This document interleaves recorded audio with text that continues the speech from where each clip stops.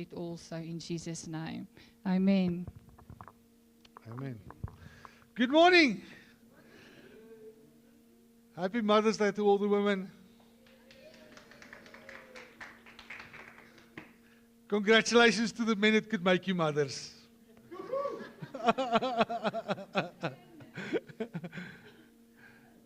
Anyway, last night, me and my son, we watched a short series on a cult, Unchosen. And we just wanted to see it, so we checked it out. And so I want to say I love all the women, but that sounds weird today. Okay?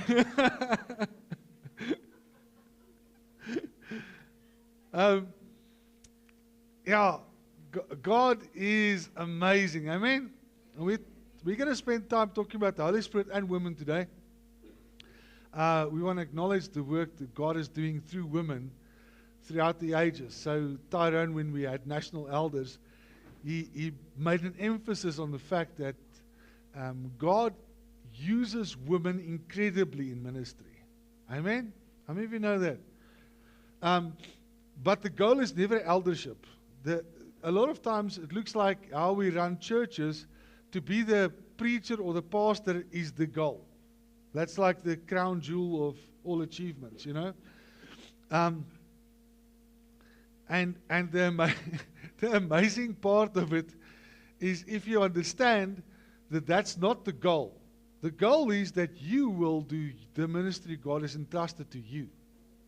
Whatever that is, God has entrusted to you is the power behind it. The most powerful thing behind eldership or the leadership of a church is to enable everybody to function in the gifts God has given them. Does it make sense? And so every person must, in their respective order or authority or gifting, function in how the Holy Spirit leads them.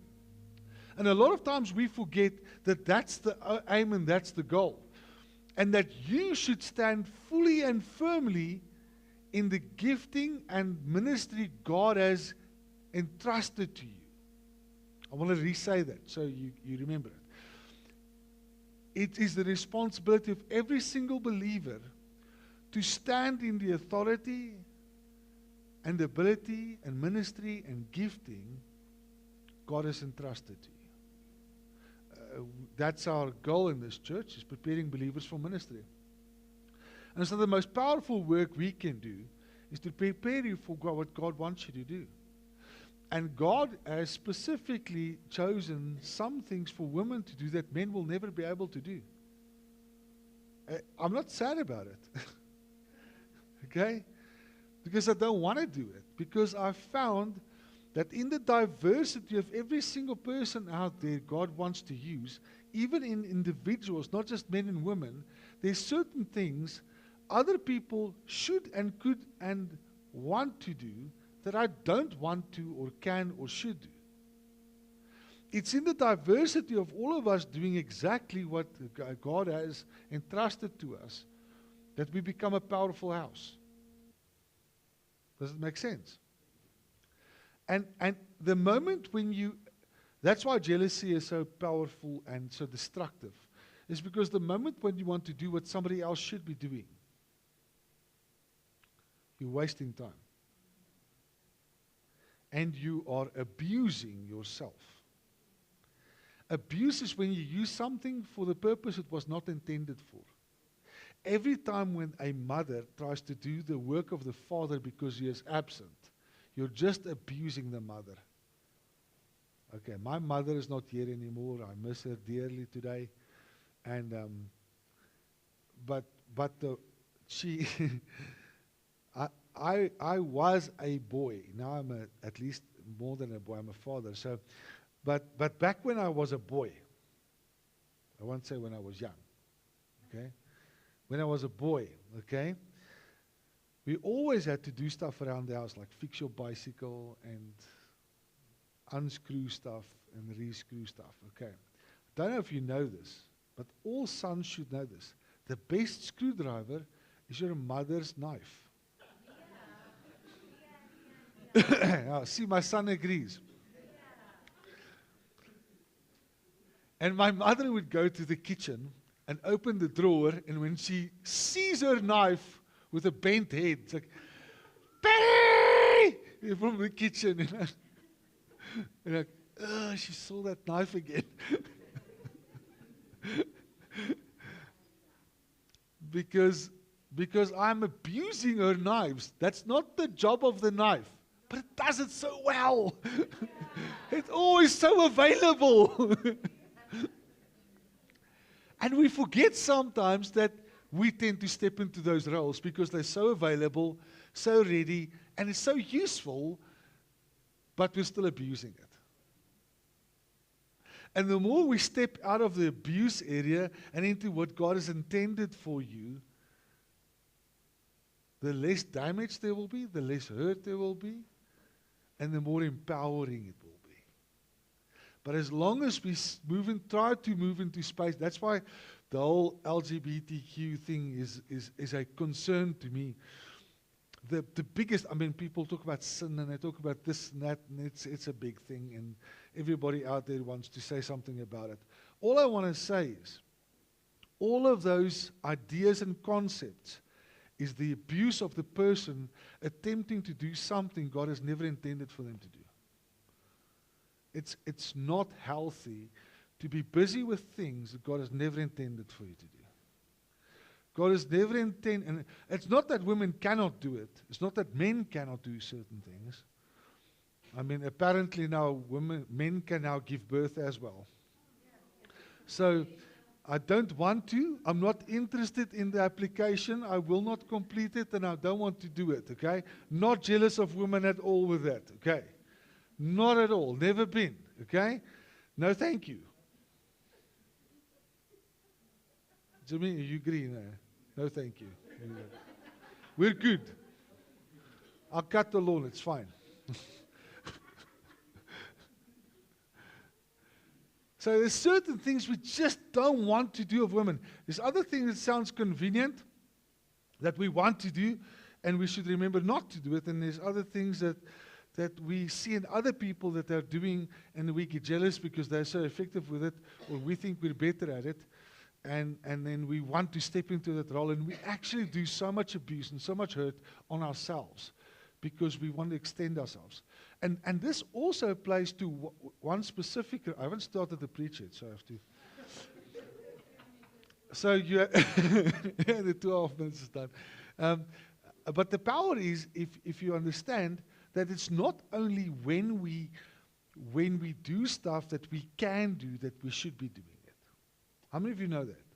It doesn't mean that if you can do it, you should be doing it. Okay?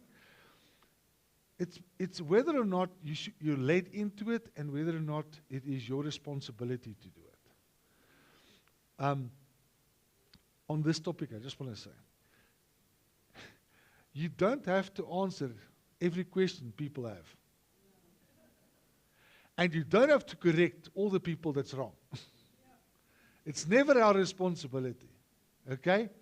You don't have to have or give an opinion on everything that you have an opinion on. Amen? If you stop giving opinions about everything people say and do, you'll have less trouble and you'll do less and you'll be seen differently.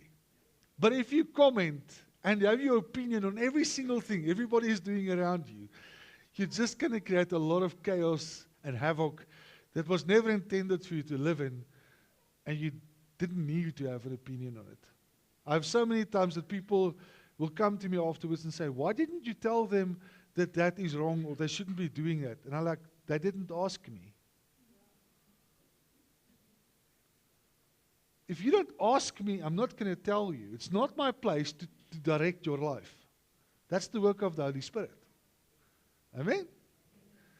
And so if you ask my opinion, I'll give it to you. But if you're doing something stupid, I'm not going to say, hey, dude, you're stupid. I'm going to be like, well, let's see how it works out. Maybe you're lucky. I don't know. Yeah, you know. But if you want to ask, I'm going to give you my opinion. But then you shouldn't be angry at me when I give my opinion. Okay. Amen? if you ask my opinion, don't be offended when I give it, okay? But if you don't my opinion, I'm not going to give it. And I'd ask people, do you want me to say something about this? And if they say no, I'm like, I'm good. So the Holy Spirit is the one that guides us and leads us in all things. And so I'm going to I'm starting to preach now, so 2.5 minutes starts now. Okay. There's 6 things I'm going to focus on that the Holy Spirit does. I think He can do much more, but these are the 6 things that I think is important about the Holy Spirit. I'm just going to stop for a second at each one of them because I don't want to preach too long. And so I don't know if he got all the scriptures up there because it's a ton of them. I'm going to run through them. So I'm not going to read every one of them, but let's take a look at them. So the Holy Spirit is a teacher. He teaches you in all things. He reminds you and He reveals the truth to you and He shows you what you need to know. He's a teacher.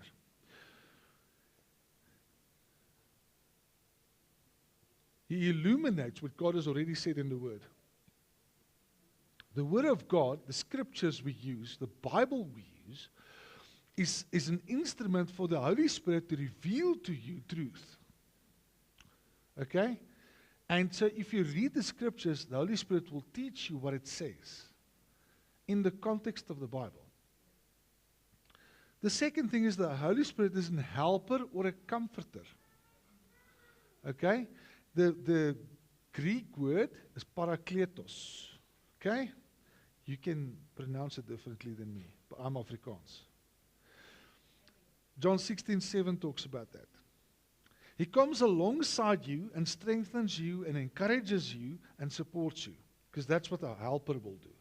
He comes next to you. He's not equal to you, but He will come next to you and sit with you and work with you through it. And that's important for you to know. So He's divinely reinforcing who you are. And see, He's always doing this. Not just when He wants you to. Because He's God. He's always there. And the problem is if you don't tap into that, if you don't think He's there and you don't use that, you miss the opportunity of a helper. Because He knows what you're struggling with. He knows your fears. He knows your darkest secrets. He knows what you're uncomfortable with. And He's there to help you through all of it. And if you don't allow Him to help you, you're wasting amazing ability. My tablet, for some reason, wants to lock every time. Okay. He's also a guide or a leader. Okay? Romans 8:14 says He leads us in decisions. He gives us direction. He affirms with conviction what we need to do. A lot of times we lack conviction, and that's when the Holy Spirit steps in and wants to help you understand what your conviction should be. So we're not just being led if we don't allow the Holy Spirit to lead us.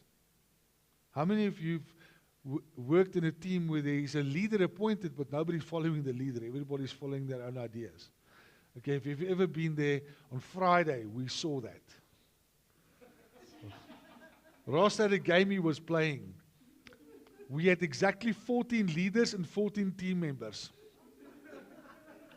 It went amazing. For the videos. I mean, that was good. It was good material, you know. But everybody had an amazing idea, okay? But the moment when the Holy Spirit leads and you don't follow, nothing's happening. I want you to see the common denominator. If the Holy Spirit teaches but you don't listen, if the Holy Spirit helps but you don't want the help, if the Holy Spirit guides or leads and you don't want the leading, what is it worth? Absolutely nothing. And so the amazing thing about the Holy Spirit is every impact the Holy Spirit gives is something you have to accept. You have to want it. You have to ask for it. You have to seek it. And He will give it. But if you reject Him, if you abuse Him, if you deny Him, nothing is going to help. It's the most powerful assistance we receive as believers, and we tend to throw it away. Acts 1 verse 8, the Word of God says that the Holy Spirit will come over you and He will empower you to be my witnesses. A lot of times Christians say to me, but I don't feel like they can testify or witness. They just feel like they're lacking something. And they think that something they're lacking is training or teaching or better script. But the reality is you're lacking power. And the Holy Spirit is right there in you to empower you. But if the power is available but you don't use it, because you don't spend time in prayer to tap into that power, you're going to be an empty vessel. You have to tap into it. The next one is in 1 Corinthians 12:4-11. And that's that He is the giver of the gifts. We know that the Holy Spirit gives gifts, and that's the one thing the Pentecostal church knows very well, is that there's gifts. Okay, yes, we know the gifts. And a lot of people have asked me, how can I've received prophetic word that I've got the gift of healing. And I'm like, okay, so what?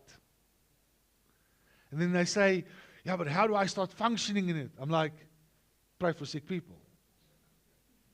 This is really obvious. What are you waiting for? They're like, no, I'm just waiting. For what? Now I'm waiting to know what to do. Well, you should pray for sick people. It's sort of obvious, isn't it? People come to me and say, I feel I have a prophetic ministry. I'm like, sure. Yeah, what should I do? Well,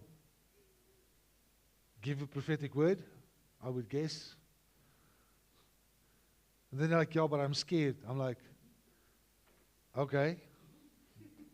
Don't do it then. I mean, I don't know what you want me to tell you. You're trying to convince me you have the gift, and then I have to tell you why you should do it. I'm like, I don't know. Just do it. Yeah, but I just feel I've got a gift of encouragement. A lot of people need encouragement. Just do it. Encourage people. Yeah, but what should I say? I don't know. But if you find somebody that doesn't have enough courage, encourage them, I would say, you know. And I think everybody's lacking encouragement, so just go encourage people. Now, how should I do it? I don't know, but you got the gift, so you should know when you do it, you know. Just go and encourage people and see what happens. I've used the example a lot, but it's a good example. A guy he said to the Holy Spirit, I want to pray for sick people. I want a gift of healing. And he said, sure, okay. Sunday, when they have an altar call for healing, go pray for somebody. And he's like, thank you. And he went to church, and they had an altar call for help for people. And he went up to an old guy, prayed for him, said, okay, what's wrong? What can I pray for? This is his first person he's ever praying for that's sick. And the guy says, I have brain cancer and I'm going to die in 5 days.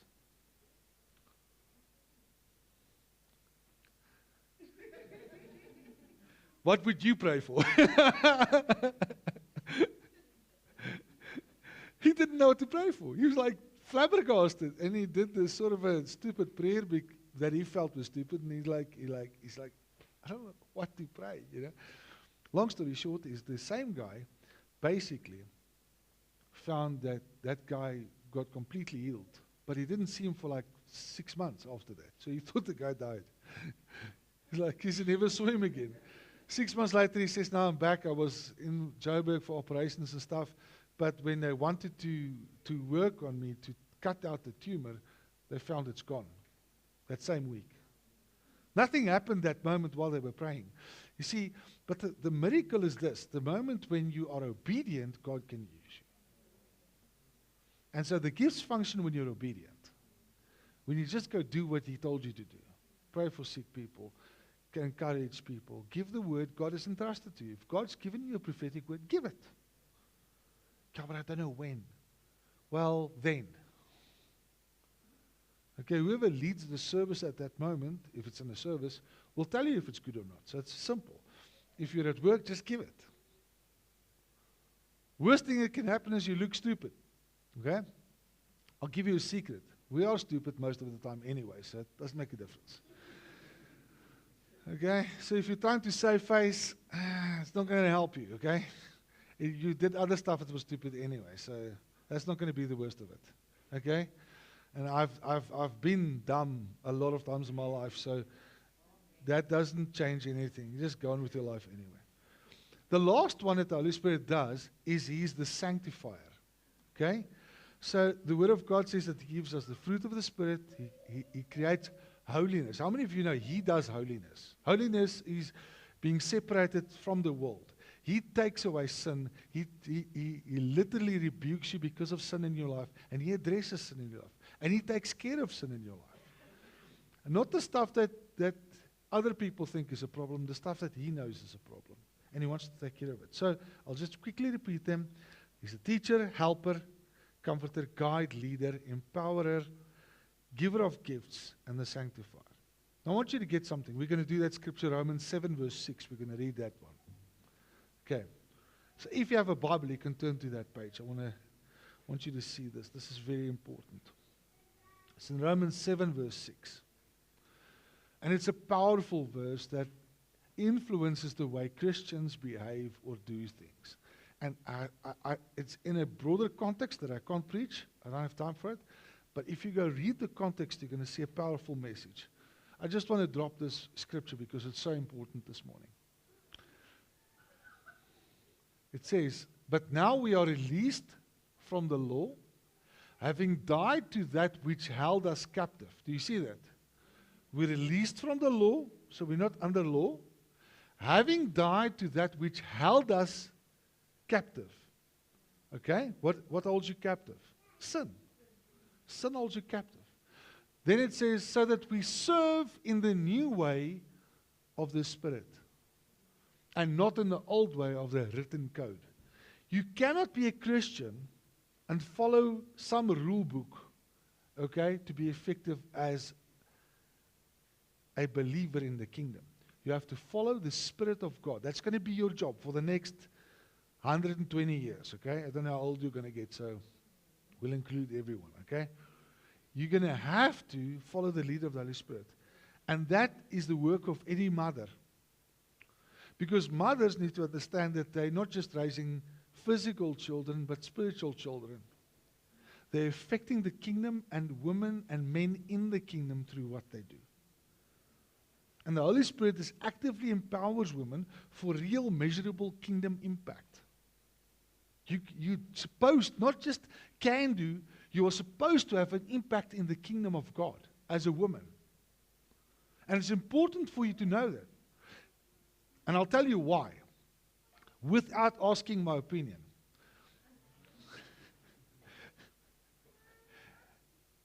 Women tend to lock everything down in their own homes and forget that God not only built them for that house, but for the house of God. And He built them for an impact far beyond their houses. But if you keep on being locked in your house from 8 to 5 every day, and you don't think of the kingdom impact God has intended for you, you're going to minimize your value in this world to 10% of what God has intended for it to be. Your value in raising your children is immensely important, but they are going to leave their house. And then what is left is what you're still doing in the kingdom. When my father died, I had a serious conversation with my mother, because the first thing she said when she saw me is, what am I doing here? Because she's forgotten that her value is not just as a wife, but as a powerful impact as a woman in the kingdom of God. And she did incredible work in the kingdom of God, in the church where she was, in the last few years of her life, after my father died. She was a force to be reckoned with in the kingdom of God. The pastor of their church relied on her on a daily basis for encouragement, inspiration, direction, wisdom. He phoned her on a regular basis. They had conversations where she had to support him in what he's doing, because of the impact God has built into her. Her stretch reached far beyond what I am as her son, and into what God wants to do in sons in her life. She did, what do you call it? I don't want to say kindergarten, but ministry for children, Sunday school. And she touched the lives of a bunch of children that lives in Sakuna today and have families. And she had an impact in each of their lives. But she realized that her impact is not in her house. It's far beyond her house. But sometimes we have to be reminded of that. Because the moment when things go tough at home, we tend to refocus everything in home. Especially when things look like they're not like they should be. Amen? And I want to remind you of that by the last 2.5 minutes with this. In Acts 18 and Romans 16, Priscilla corrected Apollos, and she did teaching and leadership alongside her husband in church. It's in Romans. Phoebe, Romans 16, verse 1 and 2, called a deacon, not just a helper, but the official role of a deacon in church, likely delivered the book of Romans. She wrote it, probably. Trusted with theological weight, understanding theology better than the men around them. Junia, Romans 16:7, called outstanding among the apostles, recognized by Paul himself. She had apostolic influence. She helped with church expansion, and not just with participation. Her influence was not limited to her house, but to the church of Jesus Christ that still has an impact today. Lydia, Acts 16, first convert in Europe, hosted what became the Philippian church, was in her house. She hosted it. Her heart was open to the Lord, and she responded with action. Philip's 4 daughters, Acts 21:9, why they matter, recognized as prophetesses in the church. They weren't sidelined, they weren't named, but they were acknowledged.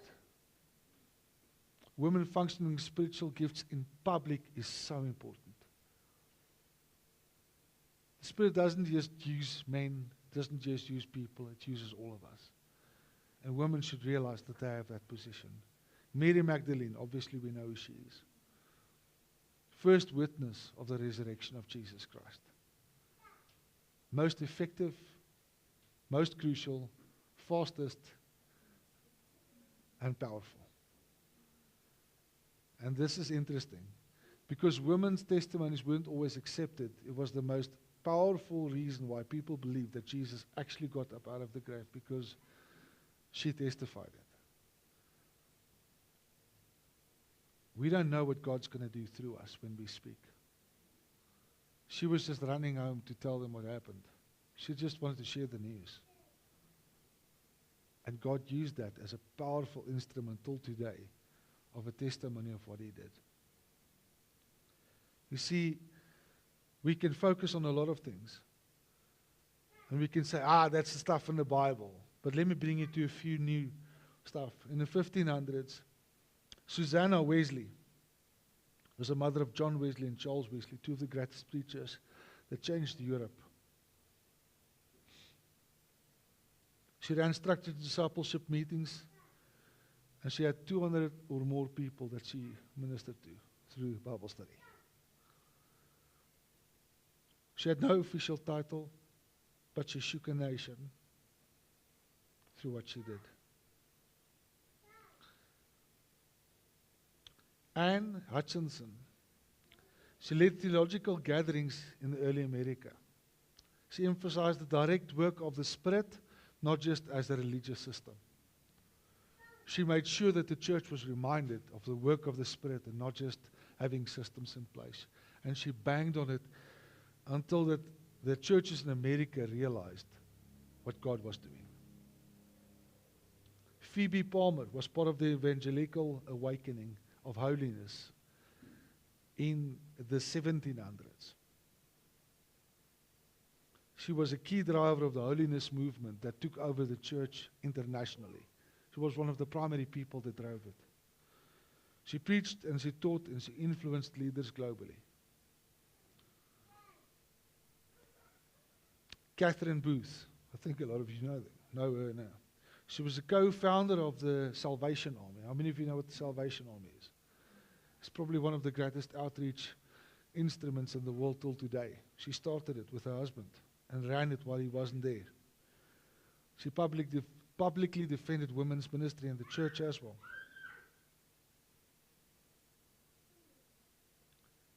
Pandita Ramabai, she is Indian, and she led the revival movements in India, fought for women's dignity in education.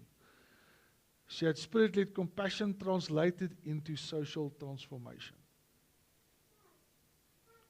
In the 1900s, Maria Woodworth Etter, powerful healing evangelist, operated in signs, wonders, and prophetic ministry, demonstrated the power of the Spirit, not just teaching it. Amy Sample McPherson founded the Foursquare Church. They're currently in 120 countries. Obviously, Smith Wigglesworth's wife did a massive job, and she did a lot of work with the Holy Spirit and women's movements in her time. Heidi Baker, I think a lot of you know her. She led a revival in Mozambique in the 1900s, focused on the poor, miracles, and church planting. What am I saying today? I'm saying it's time for women to realize that we need you in ministry. But there's thousands of examples. I just cherry-picked the ones I like most. There's hundreds and hundreds and thousands of women that's impacted the church all over the world. And it's time for us to realize that if we follow the lead of the Holy Spirit, God's got a ministry in your heart that He wants to make a reality. But as long as you ignore Him, nothing's going to happen. Can we pray? God, I just thank you this morning that you've separated women as an instrument, a powerful instrument in the church of Jesus Christ. There's so much that we're waiting for, God, for their hearts to be awakened. There's so many times when they just fill the gaps and they think they're just there as a secondary thing. But God, we want to thank you that you can do the complete work in their lives. Come and fill them, teach them, guide them, lead them, empower them is my prayer in Jesus' name. May they rock this world like never before in Jesus' name. Amen. I'm handing over to